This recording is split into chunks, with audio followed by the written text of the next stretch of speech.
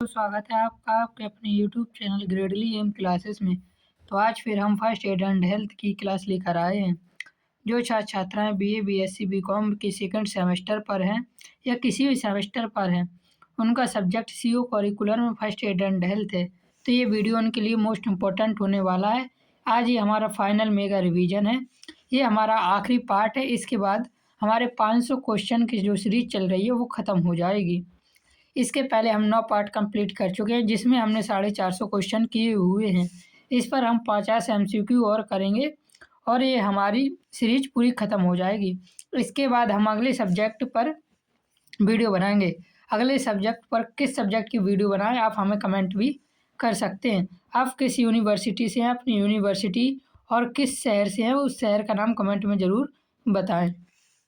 Channel पर नए हैं तो चैनल को सब्सक्राइब कर लीजिए, जिससे कि आपको हमारे नए वीडियो का नोटिफिकेशन सबसे पहले मिले। क्वेश्चन के पीडीएफ के लिए यदि आपको पीडीएफ चाहिए तो उसके बारे में वीडियो के लास्ट में बताता हूँ। तो चलिए, ये क्वेश्चन जो है कि लास्ट शॉट बिफोर एग्जाम है, आखिरी शॉट है हमारा। इसके बाद कोई वीडियो नहीं होगी, आखिरी पार्ट है। इसमें हमारे 500 पूरे क्वेश्चन कवर होने वाले हैं। मोस्ट इंपॉर्टेंट और मोस्ट रिपीटेड क्वेश्चन है। चलिए बिना देरी किए अपने क्वेश्चन की ओर बढ़ते हैं। हमारा पहला क्वेश्चन दिया हुआ है, प्राथमिक चिकित्सा का अंतिम उद्देश्य क्या है? तो प्राथमिक चिकित्सा का अंतिम उद्देश्य जीवन की रक्षा और स्थिति को स्थिर रखना है।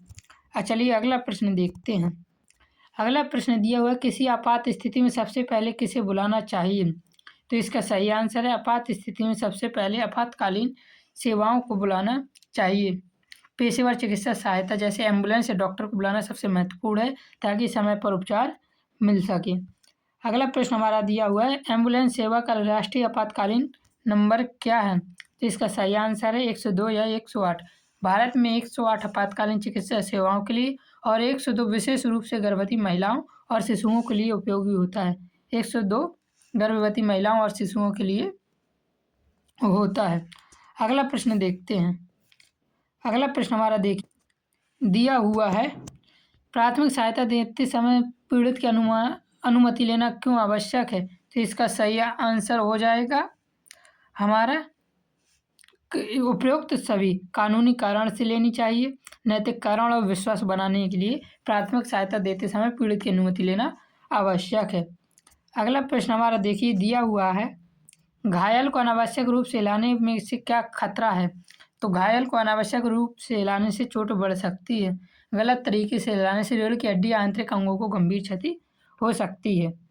अगला प्रश्न हमारा देखिए, दिया हुआ है, प्राथमिक चिकित्सा में गोल्डन आवर का क्या अर्थ है? प्राथमिक चिकित्सा में गोल्डन आवर 1 घंटा को कहते हैं।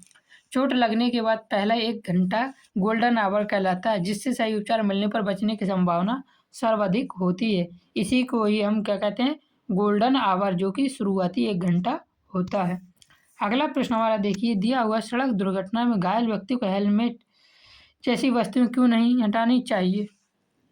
तो इसका हमारा सही आंसर है, रीढ़ और चोट का खतरा होता है। रीढ़ की चोट का खतरा थोड़ी होगा हेलमेट का। तो हेलमेट हटाने से गर्दन की चोट बढ़ सकती है, जो स्थायी लकवे का कारण बन सकती है। तो किसके लिए? गर्दन की चोट के लिए। ये हमारा ऑप्शन गलत लिख गया होगा, गर्दन की चोट के लिए। अगला प्रश्न हमारा देखिए, फर्स्ट एड देते समय कौन सा व्यवहार सही है? शांति बनाए रखना व्यवहार सबसे सही है। फर्स्ट एड देते समय शांति बनाए रखना सबसे ज़रूरी है। अगला प्रश्न देखते हैं। अगला प्रश्न हमारा दिया, प्राथमिक सहायता देने वाले व्यक्ति को क्या नहीं करना चाहिए? तो प्राथमिक सहायता देने वाले व्यक्ति को बिना ज्ञान की दवा देना नहीं चाहिए। चलिए अगला प्रश्न देखते हैं। अगला प्रश्न हमारा दिया हुआ, दुर्घटना स्थल को सुरक्षित बनाने का अर्थ है। दुर्घटना स्थल को सुरक्षा बनाने का अर्थ है आगे दुर्घटना से बचाव करना।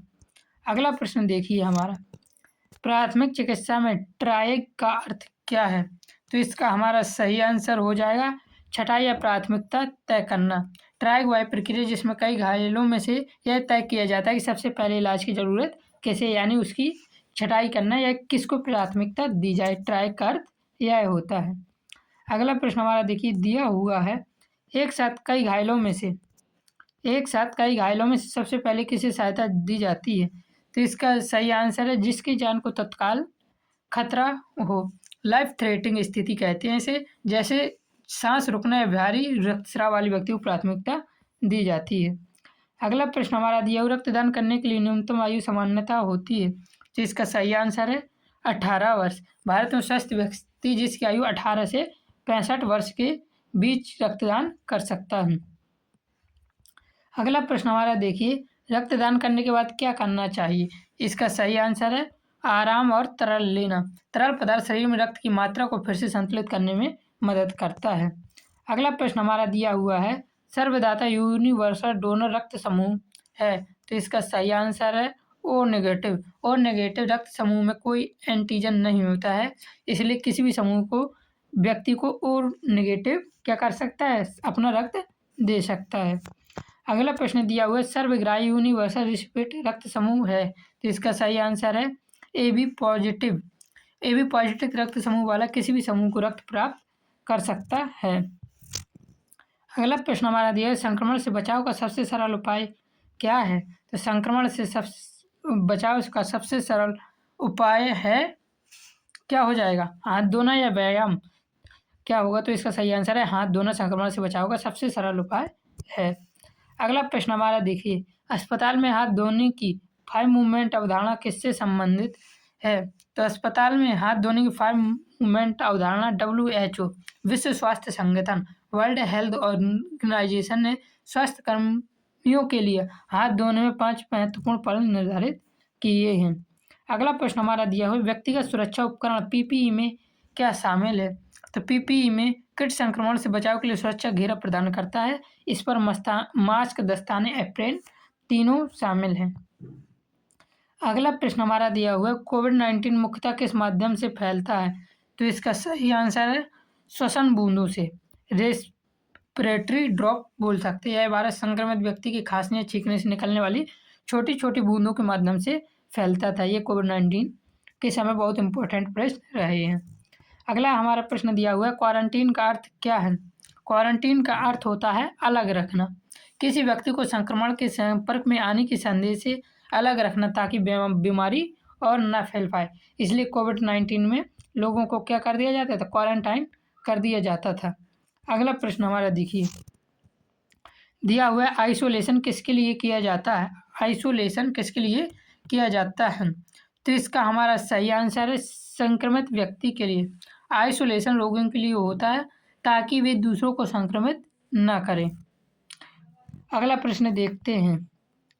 अगला प्रश्न हमारा दिया, मानसिक तनाव का सामान्य लक्षण क्या है? मानसिक तनाव का सामान्य लक्षण है नींद न आना, चिड़चिड़ापन और एकाग्रता की कमी, उपयुक्त सभी इसका सही आंसर है। ये सभी मानसिक अवस्था के शुरुआती संकेत हो सकते हैं। अगला प्रश्न हमारा देखिए, तनाव कम करने का प्रभावी उपाय है, तो इसका सही आंसर है ध्यान या योग। ध्यान या योग से तनाव हार्मोन को कम करने में सहायता मिलती है। अगला प्रश्न हमारा देखिए, योग व ध्यान का मुख्य लाभ क्या है? योग व ध्यान से मानसिक शांति मिलती है। योग मन और शरीर के बीच संतुलन बनाकर आंतरिक शांति प्रदान करता है। अगला प्रश्न हमारा देखिए, दिया हुआ धूम्रपान से कौन सा रोग होने का खतरा अधिक होता है?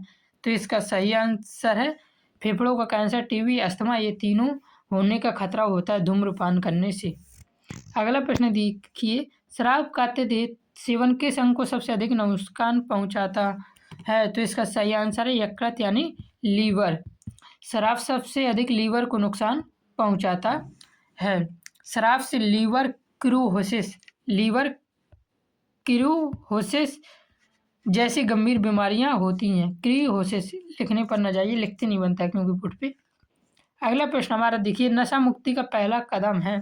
तो नशा मुक्ति का पहला कदम है जागरूकता और इच्छा। किसी भी लत को छोड़ने के लिए व्यक्ति को आंतरिक इच्छा शक्ति और समस्या के प्रति जागरूकता अनिवार्य है। अगला प्रश्न देखिए, संतुलित आहार का अर्थ क्या है? संतुलित आहार का अर्थ सभी पोषक तत्व उचित मात्रा में उपस्थित हों। ऐसे आहार जिसमें प्रोटीन, कार्बोहाइड्रेट, फैट, विटामिन और खनिज मिनरल्स संतुलित हों, यानी एक निश्चित रेशियो में हों। अगला प्रश्न हमारा देखिए, शरीर को ऊर्जा प्रदान करने वाला मुख्य पोषक तत्व है। शरीर को ऊर्जा प्रदान करने वाला मुख्य पोषक तत्व कार्बोहाइड्रेट है। कार्बोहाइड्रेट ग्लूकोज में बदलकर कार्बोहाइड्रेट ग्लूकोज में बदलकर शरीर को तात्कालिक ऊर्जा प्रदान करता है। अगला प्रश्न हमारा देखिए दिया हुआ है, विटामिन डी का मुख्य स्रोत क्या है? तो विटामिन डी का मुख्य स्रोत है सूर्य का प्रकाश। हमारी त्वचा सूर्य की रोशनी की मदद से शरीर में विटामिन डी संश्लेषण करती है। अगला प्रश्न हमारा देखिए, कैल्शियम की कमी से कौन सा रोग होता है? तो कैल्शियम की कमी से रिकेटस नामक रोग होता है। कैल्शियम और विटामिन डी की कमी से हड्डियां कमजोर हो जाती हैं और बच्चों में रिकेटस नामक रोग होता है। अगला प्रश्न दिया हुआ, आयरन की कमी से कौन सा रोग होता है? तो इसका हमारा सही आंसर हो जाएगा, आयरन की कमी से एनीमिया नामक रोग होता है। आयरन की कमी से रक्त में हीमोग्लोबिन कम हो जाता है। क्या कम हो जाता है? हीमोग्लोबिन आयरन की कमी से कम हो जाता है, जिसे एनीमिया कहा जाता है। अगला प्रश्न देखिए, पर्याप्त पानी पीने से क्या लाभ है? तो इसका सही आंसर है, पाचन ठीक रहता है, शरीर विषमुक्त रहता है, थकान कम होती है। इसका सही आंसर हो गया उपयुक्त सभी। पानी शरीर के तापमान को नियंत्रित कर और टॉक्सिस को बाहर निकालने में भी मदद करता है। अगला प्रश्न हमारा देखिए, नींद की कमी से क्या हो सकता है? नींद की कमी से चिड़चिड़ापन, एकाग्रता में कमी और रोग प्रतिरोधक क्षमता कम हो सकती है। तो इसका सही आंसर है उपयुक्त सभी। अगला प्रश्न हमारा देखिए, एक वयस्क व्यक्ति को प्रतिदिन औसतन कितने घंटे नींद चाहिए?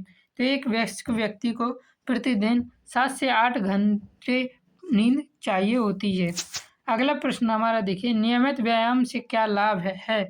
तो इसका हमारा सही आंसर हो जाएगा, हृदय स्वस्थ रहता है, वजन नियंत्रित और तनाव कम होता है। तो उपयुक्त सभी। अगला प्रश्न हमारा देखिए, ये क्या हो गया? अगला प्रश्न हमारा देखिए, नियमित व्यायाम वाला हो गया, मोटापे का प्रमुख कारण क्या है? तो इसका हमारा सही आंसर हो जाएगा, अधिक कैलोरी व कम गतिविधि करना मोटापे का प्रमुख कारण है। अगला प्रश्न है हमारा, स्वस्थ जीवन शैली का आधार है। स्वस्थ जीवन शैली का आधार हमारा होता है अनुशासन। खान पान और दिनचर्या में अनुशासन ही स्वास्थ्य की कुंजी है। अगला प्रश्न हमारा देखिए, प्राथमिक चिकित्सा का ज्ञान किसे होना चाहिए? इसका सही आंसर है, प्रत्येक व्यक्ति को प्राथमिक चिकित्सा का ज्ञान होना चाहिए। अगला प्रश्न हमारा दिया हुआ, प्राथमिक सहायता का प्रशिक्षण कहाँ उपयोगी है? तो घर, स्कूल, कार्यस्थल उपयुक्त सभी पर प्राथमिक सहायता का प्रशिक्षण उपयोगी है। अगला प्रश्न हमारा देखिए, दिया हुआ प्राथमिक चिकित्सा सीखने का मुख्य लाभ क्या है? तो इसका सही आंसर है, प्राथमिक चिकित्सा सीखने का मुख्य लाभ है जीवन रक्षा। अगला प्रश्न देखते हैं, आपदा की स्थिति में सबसे महत्वपूर्ण गुण है? तो डर, घबराहट, संयम, जल्दबाजी। तो इसका सही आंसर है संयम। आपदा की स्थिति में संयम रखना अत्यंत महत्वपूर्ण है। अगला प्रश्न हम देखते हैं, प्राथमिक सहायता में नैतिक सिद्धांत शामिल हैं? इसका सही आंसर है उपरोक्त सभी। गोपनीयता, सम्मान और सहमति प्राथमिक सहायता का नैतिक सिद्धांत है। अगला प्रश्न हमारा देखिए, दिया हुआ प्राथमिक चिकित्सा देने के बाद क्या करना चाहिए? प्राथमिक चिकित्सा देने के बाद चिकित्सा सहायता आने तक रोगी पर निगरानी रखनी चाहिए। अगला प्रश्न देखिए हमारा, फर्स्ट एड बॉक्स की नियमित जांच क्यों आवश्यक है? सामग्री अपडेट रखने के लिए फर्स्ट एड बॉक्स की नियमित जांच करनी चाहिए। कोई मेडिकल या कोई फर्स्ट एड की उपयोग सामग्री उस पर लापता तो नहीं। अगला प्रश्न हमारा देखिए, दिया हुआ है प्राथमिक चिकित्सा में सबसे बड़ी गलती है? तो इसका सही आंसर है घबराना। प्राथमिक चिकित्सा में सबसे बड़ी गलती होती है घबरा जाना। अगला प्रश्न हमारा दिया हुआ, प्राथमिक चिकित्सा का संबंध किससे है? तो इसका सही आंसर समय पर सहायता से। प्राथमिक चिकित्सा का संबंध समय पर सहायता देने से है। अगला प्रश्न देखिए, प्राथमिक चिकित्सा में समय का महत्व क्यों है? समय का महत्व जीवन बचाने के लिए है प्राथमिक चिकित्सा में महत्व। अगला और हमारी आज की क्वेश्चन का, आज की सीरीज का, हमारी फर्स्ट एड एंड हेल्थ का आखिरी प्रश्न दिया हुआ है, फर्स्ट एड एंड हेल्थ का अध्ययन क्यों आवश्यक है? तो इसका सही आंसर है, स्वयं व दूसरों का जीवन बचाने के लिए फर्स्ट एड एंड हेल्थ का अध्ययन आवश्यक है। इस प्रकार मैंने आपके 10 के 10 पार्ट कंप्लीट करवा दिए हैं, जिस पर हमने 500 MCQ की सीरीज करी है। यदि आप इन सभी क्वेश्चन की PDF चाहते हैं तो उसके लिए आपको हमारे YouTube के बायो पर जाना होगा, जहां पर आपको हमारे टेलीग्राम का लिंक मिलेगा। आपको वहां पर क्या करना है, हमें मैसेज कर देना है, और जिसके लिए आपको PDF की एक्सेस पाने के लिए आपको 9 रुपये का पेमेंट करना होगा। इतनी मेहनत से PDF बनाए जाते हैं, सिर्फ उसके लिए 9 रुपये की फ़ीस है। ये बहुत मामूली सी फीस है, जिससे आपको आने वाले सारे वीडियो का आने वाले सारे वीडियो का पीडीएफ मुफ़्त पर मिलेगा। सिर्फ़ ₹9 के बाद कोई भी आपकी फ़ीस नहीं लगने वाली है और इसकी वैलिडिटी आपकी क्या लाइफ़ टाइम रहेगा ये वैलिड। तो यदि चैनल पर नए हैं तो चैनल को सब्सक्राइब ज़रूर कर लें। आगे के सारे सब्जेक्ट जितने भी आपके सब्जेक्ट हैं, वो सारे सब्जेक्ट मैं कंप्लीट करवाने वाला हूँ, तो चैनल को सब्सक्राइब ज़रूर करें। जय हिंद, जय भारत।